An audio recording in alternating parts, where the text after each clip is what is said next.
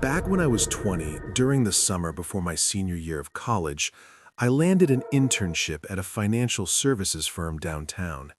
It wasn't anything fancy, mostly data entry, spreadsheets, and sitting in front of a computer all day. But it paid decently, and it looked great on a resume. There were 7 other interns behind me, and we were all crammed together in this open office section with rows of cubicles that didn't quite give you privacy, just enough to make small talk feel optional. Out of the 7, 5 of them were people I liked, a mix of chill, down-to-earth college students who didn't take the internship too seriously. Another guy, Eric, was the type who treated the whole thing like it was life or death, barely spoke, and was always typing like his keyboard owed him money. But the 7th intern, Alex, was something else entirely. When I first met Alex, he seemed normal enough, maybe a little awkward, but we all were at the beginning. He was tall, thin, kind of pale, and had this mop of dark hair that always looked a little unwashed. He didn't really fit the finance intern stereotype, but that's not what threw me off. It was the way he acted around me. At first, it was subtle. He'd pop up at my cubicle during the day, lean over the divider in a way that made him look freakishly tall, like 7 feet tall, because the cubicle walls were low, and only his head would be visible above it. He'd tilt his head slightly, grin with this strange frozen smile, and start talking in this deliberately weird voice, like he was trying to sound creepy on purpose. I'd laugh it off awkwardly, pretending I thought it was funny, but I remember thinking it was an odd thing to do in a professional setting. He'd say random stuff like, "Working hard" or "hardly working, Ronnie," in that slow, unnatural tone, and then hold the smile for way too long. The first couple of times I figured he was just being quirky or trying too hard to stand out. Some people at internships are awkward like that, so I didn't want to make a big deal out of it. But then it started happening more often. Every single day, at least once, I'd see his head slowly rise above my cubicle wall, that same stretched grin plastered across his annoying face, and he'd start some bizarre conversation that didn't make sense. Sometimes he'd make jokes that weren't funny, or mutter random phrases that didn't relate to anything. And every time he used that same unsettling voice, like a soft voice in a kind of taunting way. Honestly, a very good recent comparison of the voice he was doing was the voice Charlie Hunnam did for his role as Ed Gein. The other interns noticed it too, but they mostly laughed it off, thinking Alex was being weird on purpose to lighten the mood. I also think they thought Alex and I had built some kind of rapport that the rest of them didn't build with him. There was something about the way he directed it only at me that made me feel uncomfortable. It's not like I treated him any differently. It was like I was his personal audience for whatever creepy act he was trying to pull. As the weeks went on, his visits got longer. He'd lean over and stay there for minutes at a time, staring at me while talking, sometimes not even saying much, just looking. I'd fake a laugh, say I had to finish a report, and hope he'd get the hint. He rarely did. Then one night, about 6 weeks into the internship, I was home eating dinner when my phone rang. It was a number I didn't recognize. I normally don't answer unknown calls, but since I was expecting a delivery confirmation, I picked it up. When I said hello, all I heard for a few seconds was silence. Then suddenly, I heard a voice I recognized immediately. It was Alex's voice, the same forced, creepy tone he always used in the office. He said, "The tide's coming in. Pull your boat out of the water." But this time, his voice was a little louder, almost a yell. He dragged the words out like he was reciting a riddle, and then he burst out laughing, this insanely unhinged laugh before hanging up. The thing that made my skin crawl wasn't just the call, it was the fact that I never gave Alex my number, not once. The next thing I did was text the number back, asking if this was Alex, but the text said not delivered. And when I looked it up, it was a landline number. That's when I really started to get freaked out. How did he get my number? Why was he calling me like that? I tried to rationalize it. Maybe he found it through a company contact sheet or something. But even then, the way he said that line didn't sit with me. I couldn't stop replaying the sound of his laugh in my head. It didn't sound like someone joking around. It sounded like he was with me to the point of trying to actually scare me. This wasn't just goofy behavior anymore. That Monday when I got to the office, Alex wasn't there. His desk was empty, and I didn't see him all morning. I went to our supervisor, a guy named Martin, and I asked him if Alex might have gotten my number through the company. And Martin was very confused, saying interns didn't have access to employee info like that. On top of that, they'd let Alex go at the end of the previous week because he wasn't doing any work and had ignored multiple warnings. That's when I told him about the call. He seemed surprised, and some of the other interns overheard. A couple of them started nodding and saying they always thought Alex was creepy, that he'd made them uncomfortable too. I told them about the weird cubicle visits, the voice, everything. Martin said not to worry, that Alex was gone for good and had no reason to come back. So that was a little comforting. For the next week or so, I kept expecting something else to happen. A message, a random encounter, something. But nothing came. Life at the office went back to normal. I figured maybe that was really the end of it. Until one early morning. It was a Friday, around 5 a.m., still dark outside, except for a thin gray light creeping in through the blinds. I woke up because I thought I'd heard something, maybe a noise from outside. It made me get up and look out my window. I wish I hadn't. Standing in my backyard, halfway between the trees and the porch light, was a figure looking up at my window. Even though it was barely light out, I could tell who it was immediately. The thin frame and the messy hair, the way he stood perfectly straight. It was Alex. For a few seconds, I could not move. I just stared at him, trying to make sense of what I was seeing. And then, clear as day, I heard him call out my name in that same creepy, performative voice he'd always used at work. He dragged it out long and sing-songy. I grabbed my phone, about to call 911, when I saw him tilt his head back and start laughing, that same loud, hysterical laughter like he did on the phone before hanging up. It didn't sound right. It sounded like someone completely detached from reality. I shouted through the window, yelling at him that I was calling the police and to get the hell off my property. I also waved my phone out the window. He just stood there for a second longer, then turned and started walking away, still laughing as he disappeared into the trees behind my house. I called the police, and in short, the dispatcher asked me if he was still there. When I said no, she told me to call back if he came back or threatened to break in. I never saw him again after that. Not at work, not around town, nowhere. The police couldn't do much since he hadn't technically broken in or made a direct threat. It was one of those situations where you just have to live with the unease, hoping it's over. The rest of the summer passed without incident. I finished the internship, and on the last day, my boss pulled me aside to offer me a permanent position for after graduation. At the time, I accepted, though a small part of me felt unsettled about ever going back to that office again. I never told them about what had happened that morning. I didn't see the point. Alex was gone, and no one even knew where he'd ended up. Over time, I convinced myself that he must have been dealing with some kind of mental illness or social disorder, something that made him act that way. It's the only way I can make sense of how he went from a quiet, awkward intern to standing in my backyard at 5 in the morning laughing like a lunatic. It's been a few years now, and I've moved on from it. I didn't end up with that company. I got a different job after graduation.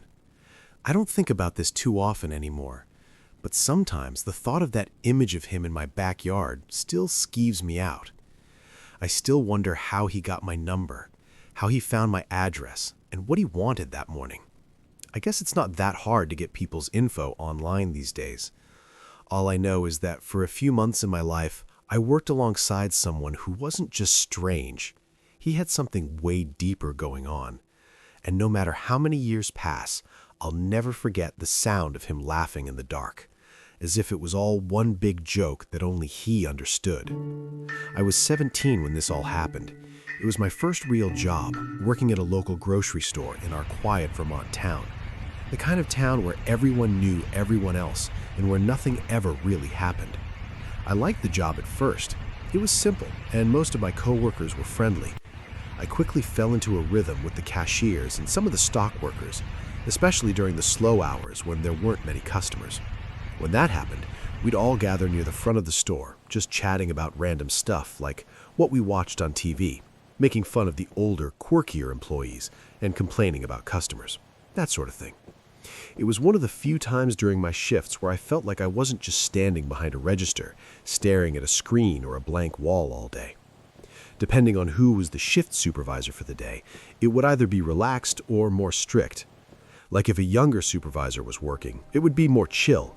People would be on their phones and people would socialize by the front. There was one coworker who I didn't know well at first, a guy named Sean. He was 24, a little awkward, the kind of guy who always seemed like he didn't quite know how to read social cues. He had longer hair, but kind of in the awkward in-between phase, like he was growing it out but didn't quite reach his shoulders yet. He worked in the dairy section, so we didn't interact much at work. He was quiet and polite enough, and I honestly didn't think much of him. Most people just nodded at him when they walked past, and he did the same. But eventually, I was added to a coworker group chat, and he was in it. I didn't think twice about it. It was just a chat for work stuff and dumb jokes, and it seems most of the younger employees were in there. But then, Sean started messaging me directly.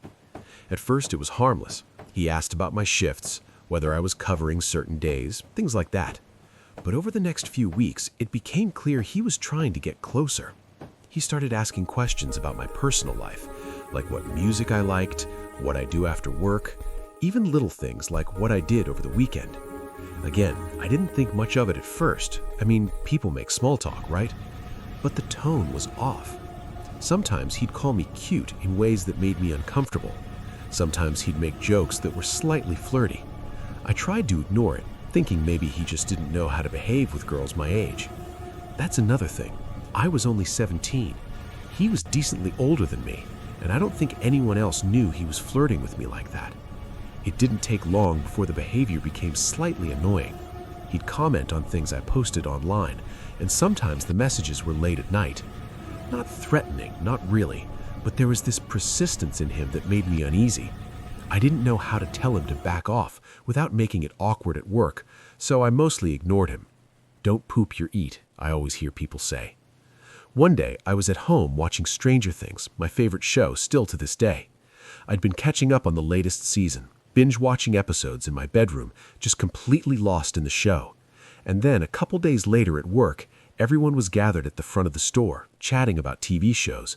I was talking with a few of the cashiers about some random series when Sean suddenly asked me, "You like Stranger Things, right?" I froze. I couldn't remember telling anyone at work about my show. I just nodded, trying to brush it off, but it left this cold feeling in my stomach. How did he know? I didn't say anything. I did make eye contact for a moment. He just smiled awkwardly and eventually left the front of the store, back to the dairy section like nothing had happened, but I couldn't shake the feeling that he was watching me more than I had realized. It wasn't until a few nights later that the fear really started. I was lying in bed, trying to fall asleep after a long day at work. The house was quiet, and then I heard a soft scraping noise against my bedroom window. At first, I thought it was the wind, or maybe a branch brushing against the glass. But then I heard it again, a distinct sound of someone tapping on the window, just lightly enough for it to be unnerving. I got up and peeked through the blinds, half expecting to see Sean out there, but there was nothing. I tried to convince myself the sound was nothing to be alarmed about, but the thought of Sean's question at work about Stranger Things, a show I hadn't told anyone about, it kept running through my head. A couple of days later, he texted me again. This time, I didn't ignore it. I told him clearly and firmly that I wasn't interested. That was when things escalated. Almost immediately, he replied, "Okay, good luck changing your address." I couldn't believe it. In one insane text that he clearly sent before thinking of the repercussions, he proved my suspicions right. I saved the messages and took screenshots. I went straight to my manager and explained everything. My manager was shocked. He told me not to worry, that they'd handle it. I also went with my dad to the local police department to file a report. showing them the messages and explaining the incident with the window, explaining that I suspected Sean might be stalking me. The next day at work, Sean was called in by our boss. He didn't come back. It turned out he was fired on the spot, and the police started the paperwork for a restraining order. I thought maybe that would be the end of it, but I quickly realized that nothing really felt over. Even with the restraining order in place, if he was actually a crazy person, what's a piece of paper going to stop him from coming back to the house and doing something crazy? I double-checked locks obsessively, refused to answer any calls or messages from unknown numbers, and avoided talking about my routines with anyone except family. The weeks dragged on like that. I would wake up at night convinced I heard something outside.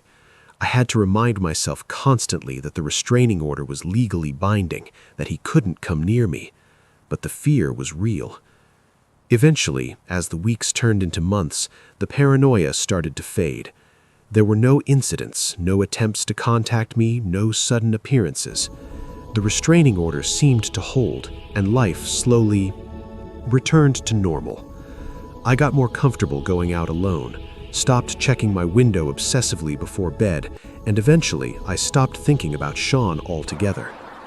It took a long time, though, for me to feel fully safe again. Even after moving on, the experience left a mark. I was hyper-aware of my surroundings, cautious about new people I met, especially in situations where I felt isolated. I learned to trust my instincts and take any uncomfortable behavior seriously, no matter how small it seemed at first. Looking back, the thing that scares me most isn't that Sean might have actually harmed me. It's how quickly someone who seems normal, even awkward or harmless, can turn into a source of fear. It can start with small, seemingly innocent interactions, messages, questions, little comments, and escalate into something far more serious. Now, years later, I've moved past it. I work in a different town, live in a new apartment, and I don't think about that grocery store anymore. I don't talk to a single coworker from that job anymore. But the memory of those nights lying in bed, convinced someone was outside my window, it's not something that ever goes away entirely. It's a reminder of how quickly life can feel unsafe, even in a small, quiet town where nothing ever seems to happen. And while Sean never came close to doing anything physically, the psychological impact was enough to make me question how safe I ever truly was.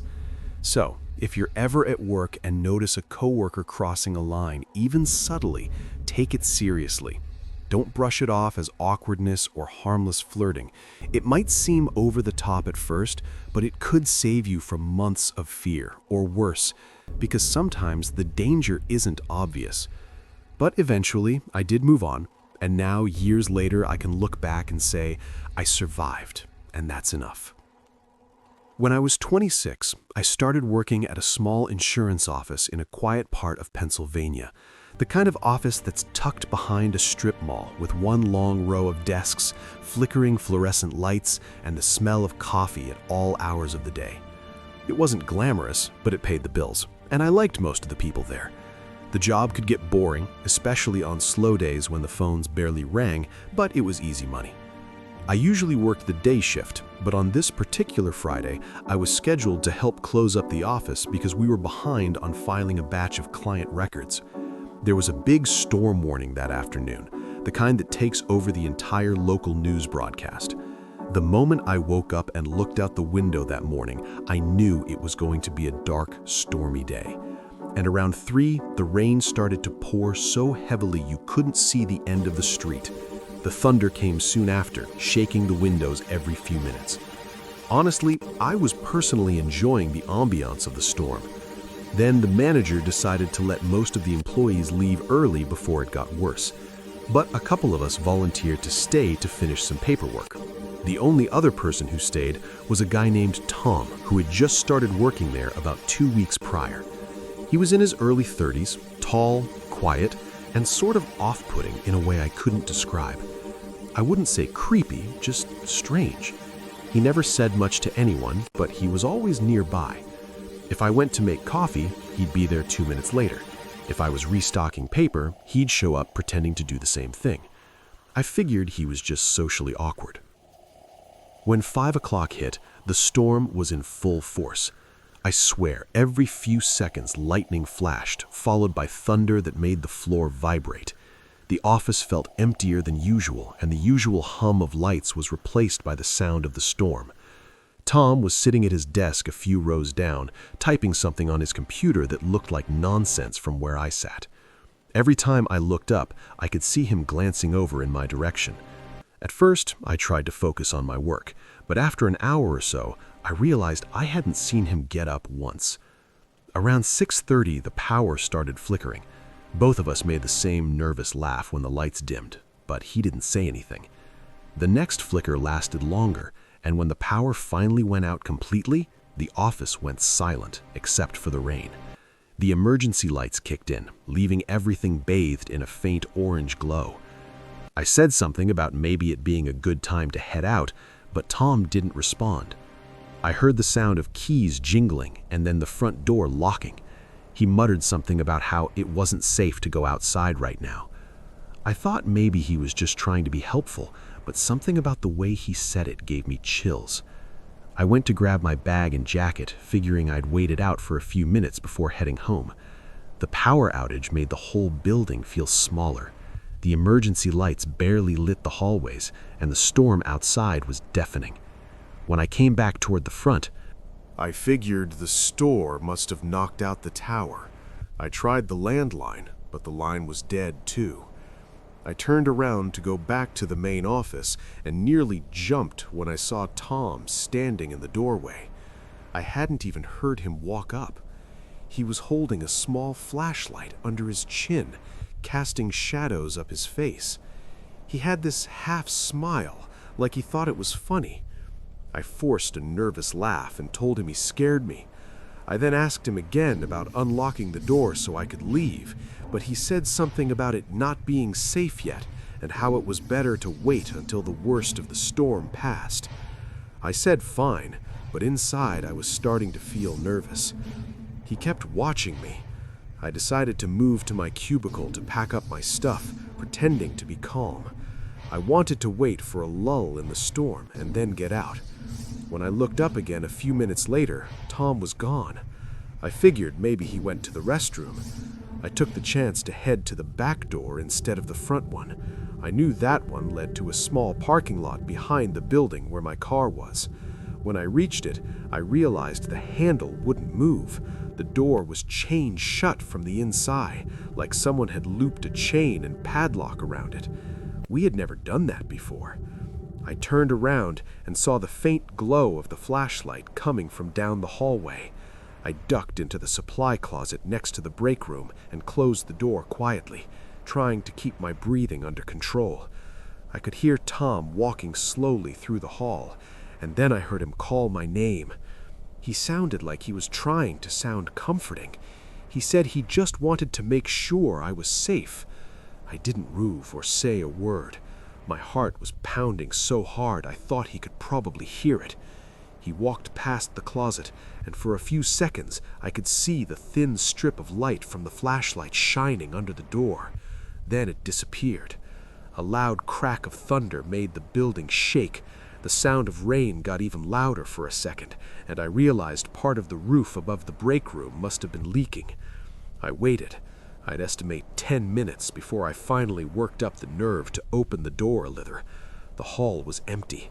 The flashlight beam was gone. I stepped out carefully and made my way toward the front again.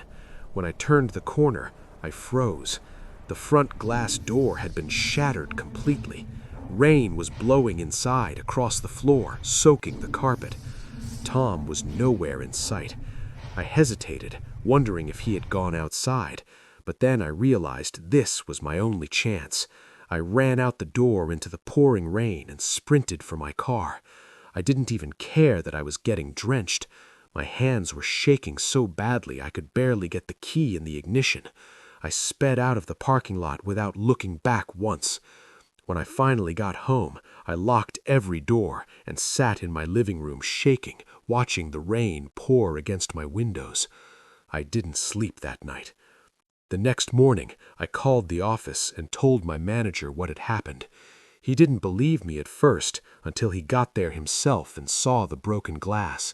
He called the police, who showed up and took a statement from me when I was at the office. They said they'd look into it, but it sounded like Tom had just taken off.